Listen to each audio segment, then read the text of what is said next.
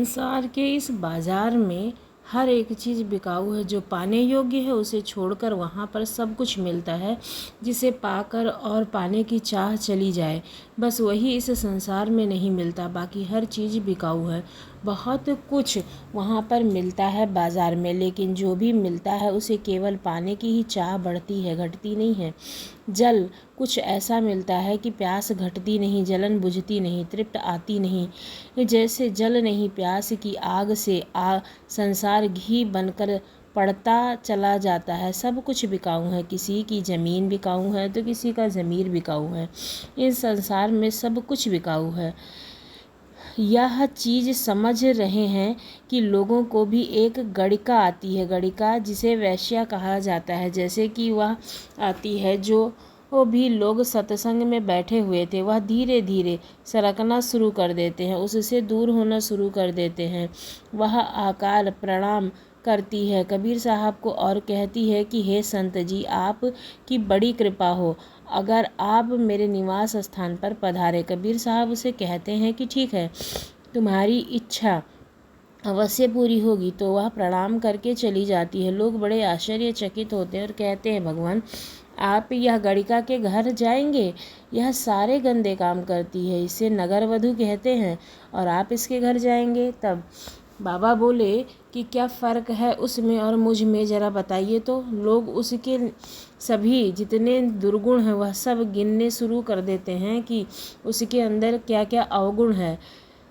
फिर बाबा जी ने कहा कि क्या कोई मुझे अब उसके गुण बता सकता है? लेकिन कोई भी उसके गुण नहीं बताता है। वह सभी के सभी मौन रह गए। तभी बाबा ने कहा कि ठीक है, तुम अगर उसके अवगुण बता सकते हो और अगर उसके अंदर गुण नहीं देख सकते हो तो फिर तो तुम्हें अभी बहुत मेहनत करनी पड़ेगी, सफलता अभी तुमसे बहुत दूर है।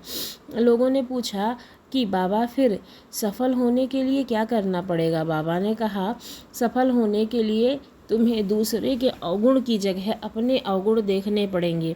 जब तुम किसी की तरफ उंगली उठाते हो तो याद रखो बाकी की उंगलियां तुम्हारी तरफ ही इशारा करती हैं। अगर अपने अवगुण, अपनी बुराई, अपनी कमियों को देखोगे तो उन्हें दूर कर पाओगे। जब भी तुम सफल होते हो तो सफल होने के लिए कुछ चीज़ें होती हैं जो लोगों को ध्यान रखनी चाहिए। सबसे पहली चीज़, लोग छोटी छोटी बात पर झगड़ा करते हैं। तुम भक्त हो, स्वयं को सत्संगी कहते हो, तो तुम्हें यह छोटी छोटी बातों पर झगड़ा छोड़ना होगा। मैंने उन लोगों से लड़ना बंद कर दिया है जो मेरी बुराई करते हैं। क्या तुमने कभी देखा है कि मैं किसी से लड़ता हूँ या नहीं? कोई गाली देता है तो भी मैं शांत और प्रशंसक रहता हूँ।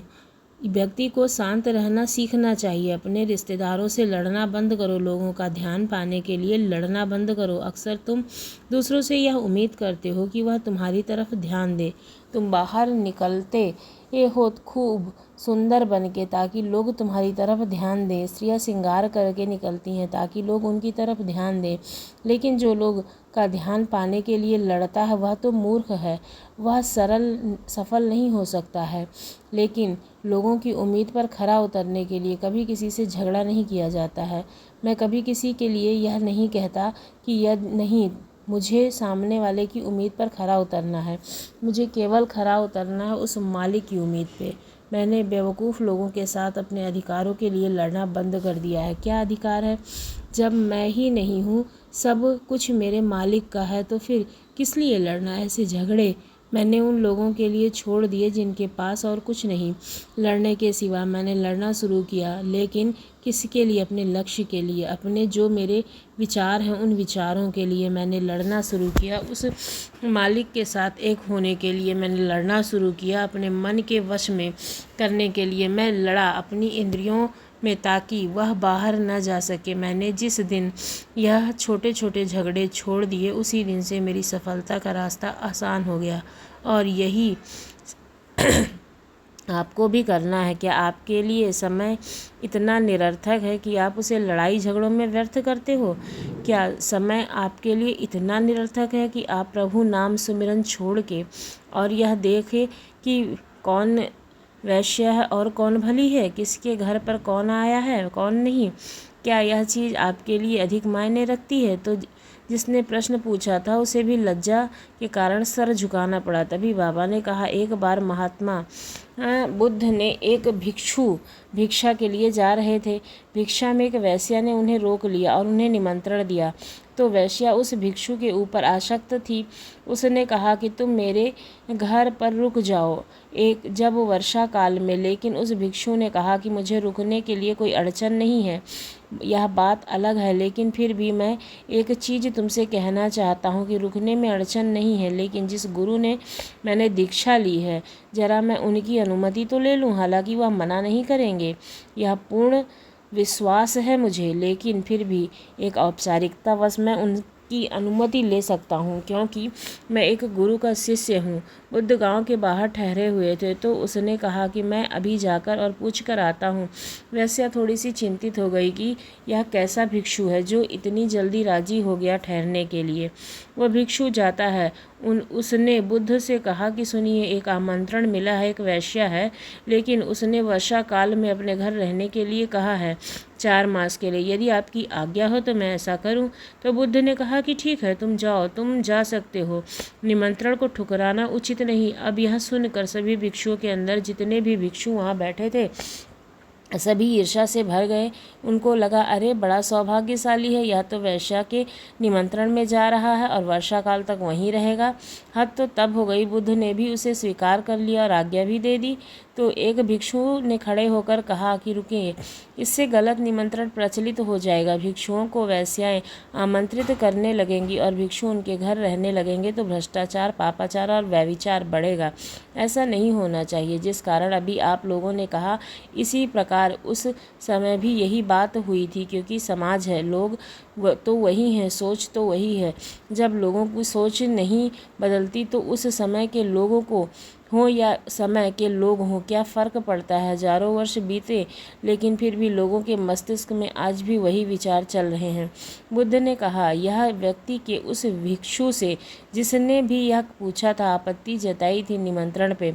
बुद्ध ने कहा, अगर तुम्हें निमंत्रण मिले और तुम ठहरे तो भ्रष्टाचार फैलेगा। यदि तुम ठहरने को इतना आतुर हो तो फिर तुम उस उल्टी बात को क्यों कर रहे हो। मैं जानता हूँ, तुम्हें अगर निमंत्रण मिले तो तुम मुझसे पूछोगे भी नहीं। तुम इतने आतुर हो क्योंकि तुम्हारे मन की बात मैं पढ़ सकता हूँ। पहली बात तो तुम पूछने आओगे नहीं क्योंकि तुम डोगे, लेकिन वह डरा नहीं, उससे विश्वास था कि मैं मना नहीं करूँगा, इसलिए वह मुझसे पूछने आया।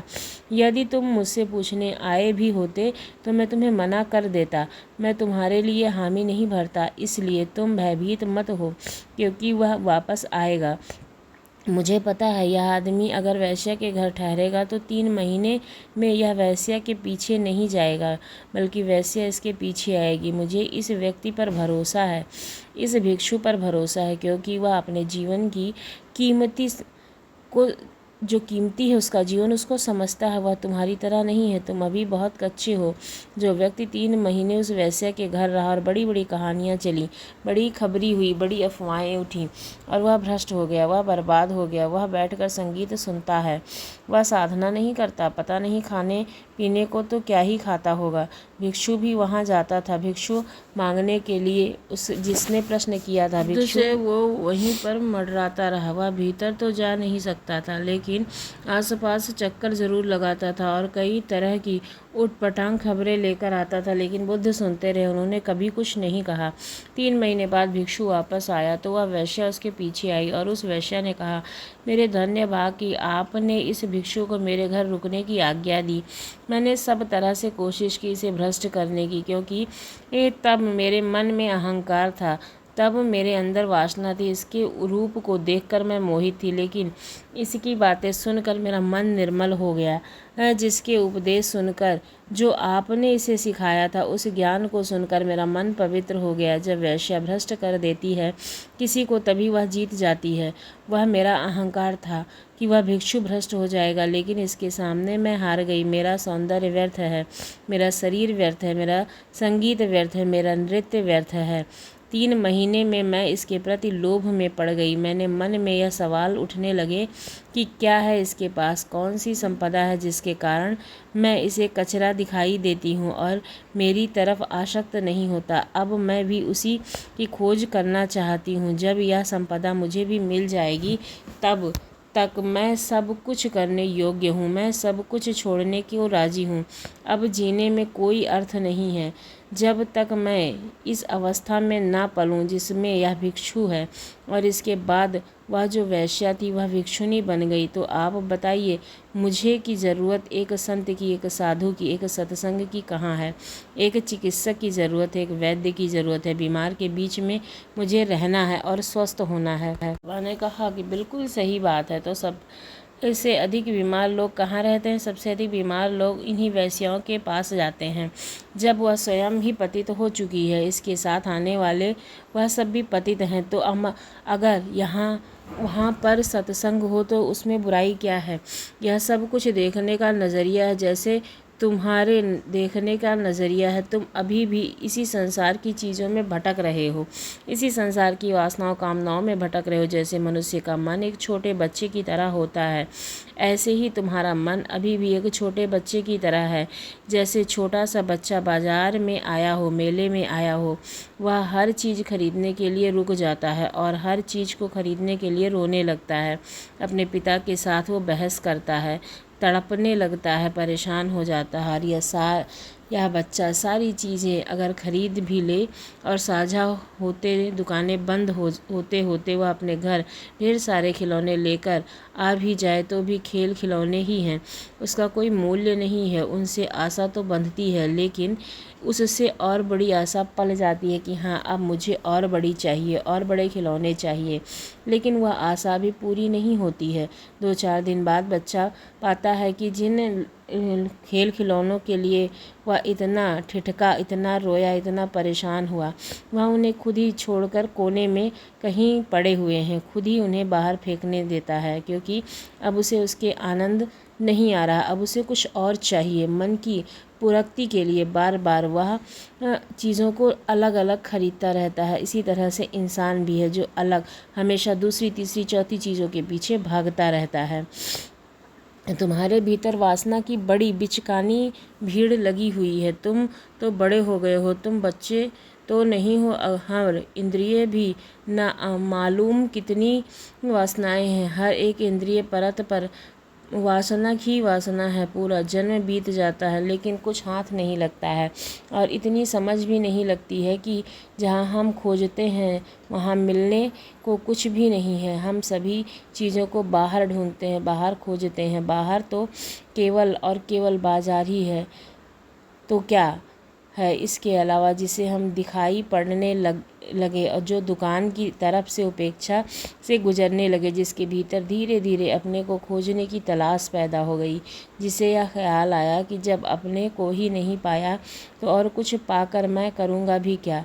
जब यह बोध व्यक्ति के अंदर जन्म लेता है कि सब पाने से पहले अपने को ही लेना ज़रूरी है, तो तुम्हारी बुराई बुनियाद बनेगी और तुम्हारी नींव तुम्हारा आधार बनेगी। तभी तो जीवन का भवन खड़ा हो सकेगा। यदि तुम्हारी बुनियाद ही कमज़ोर हो, तुम्हारा भवन गिरता रहेगा। तुम फिर बनाओगे, वह फिर गिरेगा। जैसे रेत का महल बनाते हैं, रेत का भवन बनाते हैं, हवा आती है और पानी गिराता है और वह फिर गिर जाता है। अगर वह बार बार गिर जाए तो कसूर किसका है? क्या गुरु का कसूर है, या हवा का कसूर है, या पानी का कसूर है, समय का कसूर है? किसका कसूर है? कसूर तो स्वयं तुम्हारा ही है।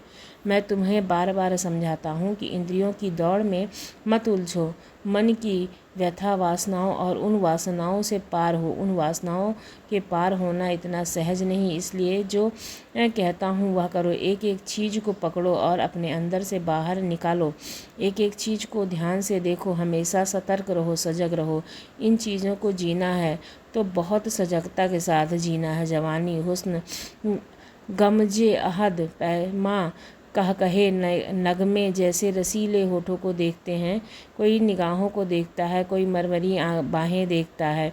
यहाँ हर चीज़ बिकती है खरीदार, बताओ कि तुम क्या खरीदोगे। इस संसार में कोई ऐसी चीज़ नहीं जो बिकाई नहीं है, और चीज़ बिकती नहीं है वही वास्तविक चीज़ जो तुम्हें चाहिए।